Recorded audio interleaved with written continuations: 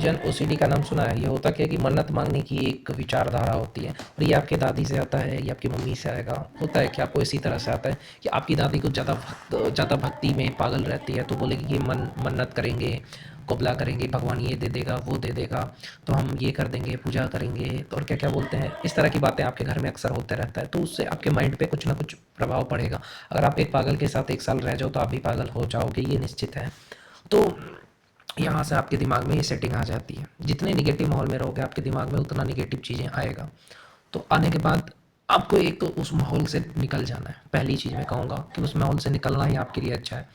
और दूसरा चीज़ ये है कि एक बात सोचो कि जो भगवान है वो आपको क्यों नुकसान पहुँचाएगा? भगवान तो आपसे कुछ मांगते हैं नहीं। आपने मन्नत की, नहीं पूरा कर पाए, या आपने ऐसा ही बोल दिया इमोशन में आकर के, अरे भगवान मेरा ऐसा कर दोगे तो हम ये देंगे। तो ऐसा कुछ होता नहीं है। जो भगवान होता है, ये देवी देवता होता है, वही नहीं कहते कि हमको ये चीज़ दो, वो चीज़ दो। तुमने मन्नत करी क्योंकि तुम्हारी ओवर थिंकिंग ज़्यादा थी, यानी ओसीडी के शिकार थे तुम। तुमने कोई मन्नत कर ली कि हाँ मैं इस बकरे की बलि दूंगा, ये मैं ऐसा करूँगा, तो मेरे साथ ऐसा हुआ तो ये तुम्हारे दिमाग की एक सोच है, समझे? ऐसा कोई देवी देवता नहीं है जो तुम्हें कोई नुकसान पहुंचा दे। अगर वो नुकसान पहुंचाए तो वो देवी देवता कैसा है, समझे? नुकसान तब पहुंचता है जब तुम कोई गलत काम करते हो। हाँ, तुम अगर किसी को कष्ट देते हो, मारते हो, तब तुम्हें नुकसान होगा, वो तुम्हारे कर्म की वजह से होगा। लेकिन अगर ये कोई कहता है कि अगर मैंने इस देवी देवता को ऐसा मन्नत किया, नहीं पूरा किया, तो मेरे साथ ऐसा हो जाएगा, ऐसा कुछ नहीं होता है।